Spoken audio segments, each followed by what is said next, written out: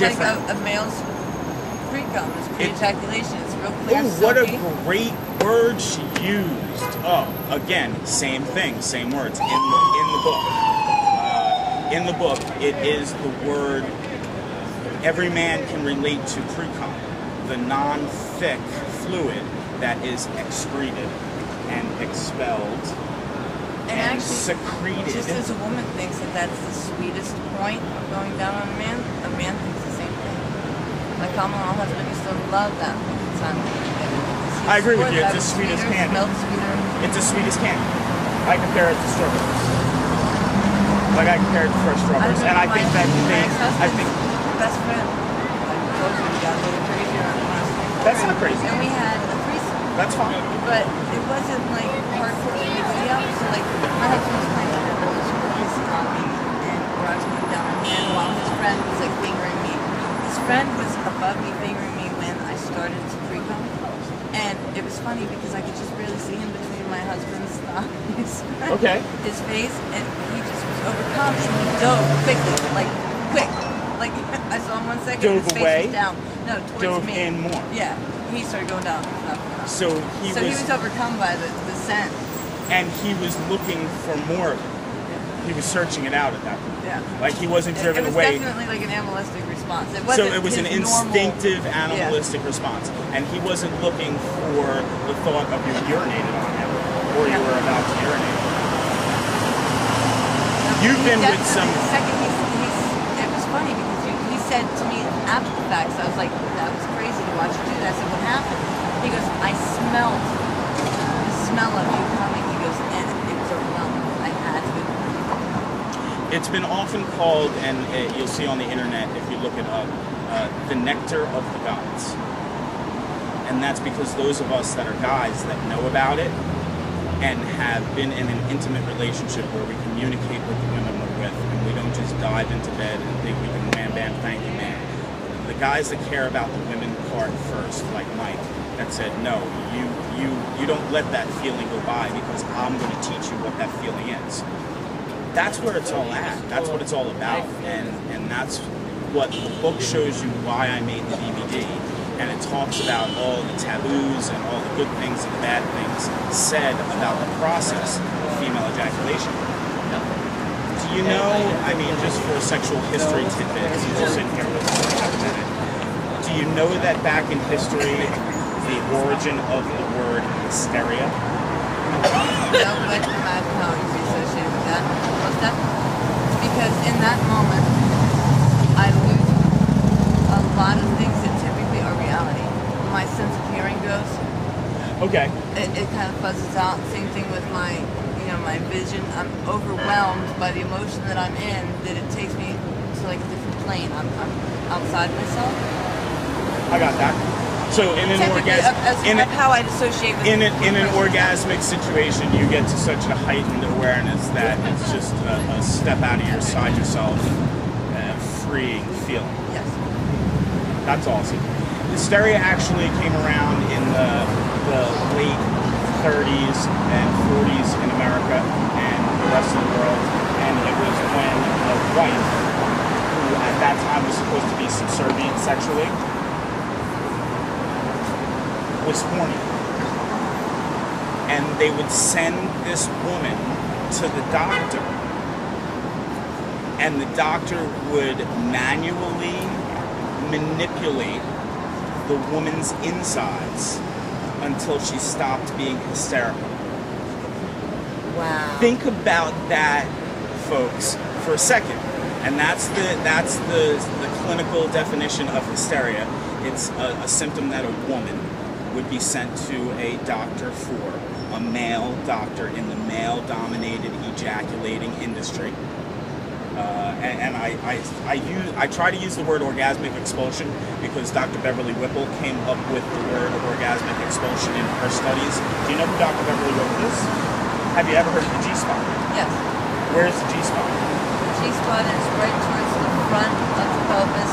It would be on the inside towards the front.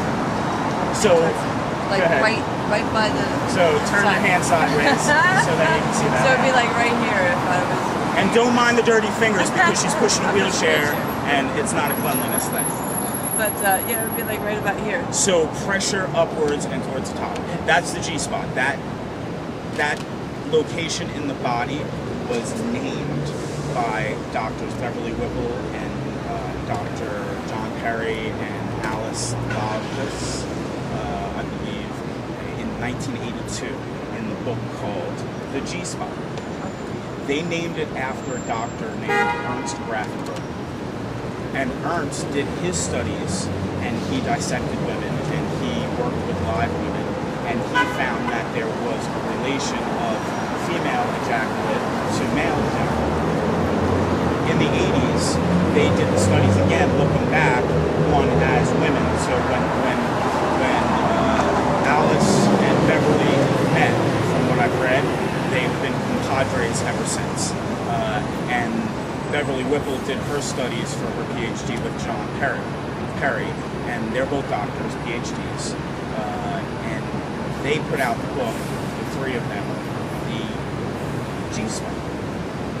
And all of a sudden, mass media picked up the word, the G-spot. I'm going to ask you a straight up question because you are a woman that has ejaculated. You know that you can control your choice to ejaculate or not. So you're in full control. As I am as a man, I can come or not come, but if I'm not in the mental desire, I might be able to stay erect.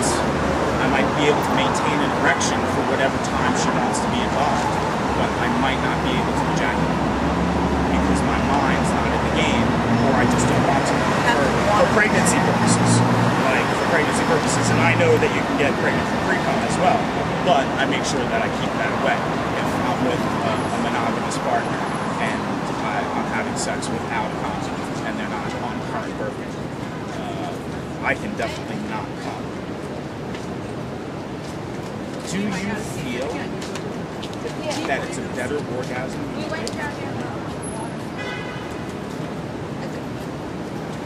It's actually the point that I reach for. If I'm on top, I've gone as far as making sure that my continues. Partner doesn't move. I'll hold my shoulders. Making sure that it continues. I'll grind against them, or even leaning back works very well. That's amazing. So that's what we do too as men.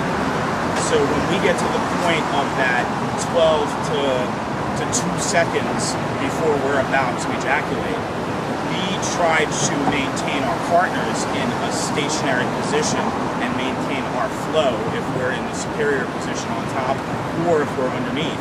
We try to maintain the flow of that movement so that it doesn't stop. If you don't stop that feeling, the outcome is ejaculation.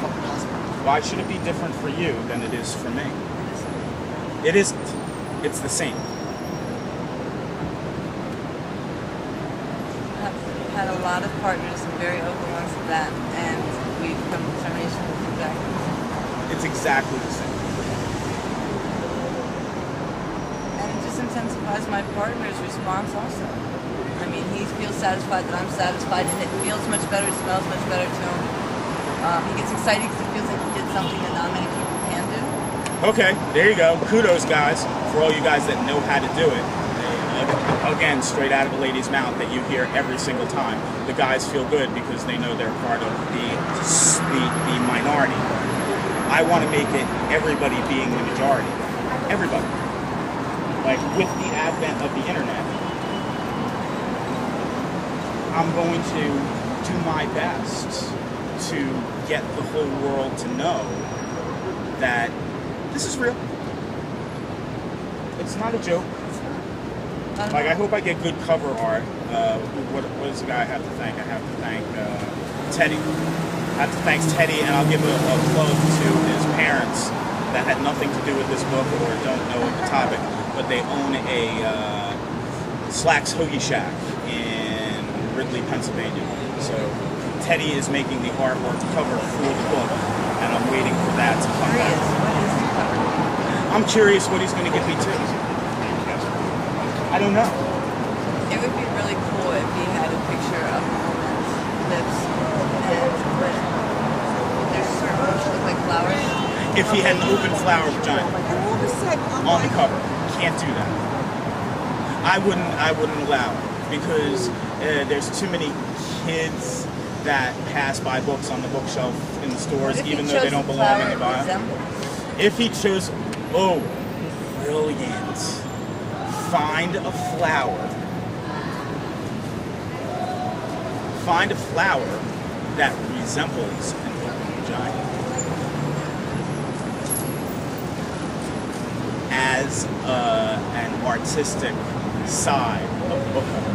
So that might be something we can go filming for and try and find a film of a lot of flowers until one fits the bill. I mean, I've seen coconuts grow like penises on a coconut tree. I know there's a flower that looks like it because I'm strictly diggly. I love my men. But Strictly diggly, she loves her men. I think that some of the women's vaginas I've seen on camera look very similar to flowers. Absolutely, because and this is for the men that rush into sex, and they need to know this little tidbit of information.